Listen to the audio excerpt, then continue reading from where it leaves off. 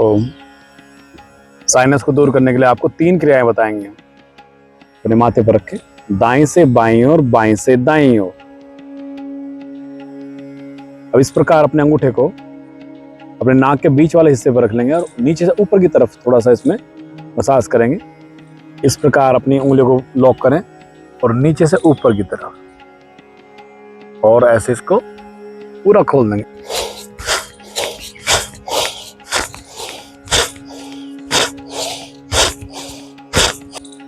देखिए, और एक क्रिया इसमें, अच्छा गर्म पानी में घुटने तक बाल्टी में पैर रख करके बैठ जाइए और लगभग इसमें 15-20 मिनट, आधा घंटे तक भी आप बैठ सकते हैं। और इसमें आप जब भी घर से बाहर निकलते हैं तो पूरे कपड़े पहन करके बाहर निकलें। ओम।